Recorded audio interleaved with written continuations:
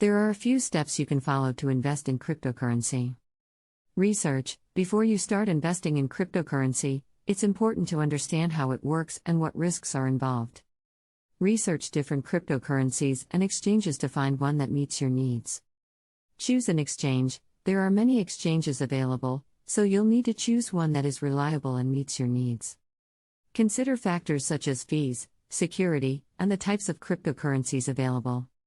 Open an account. Once you've chosen an exchange, you'll need to create an account and complete the verification process. This may involve providing identification and proof of address.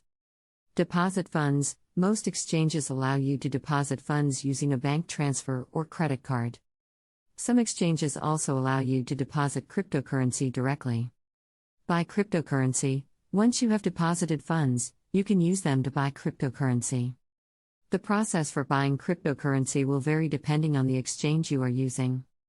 It's important to remember that investing in cryptocurrency carries risks, and you should always do your own research and due diligence before making any investments.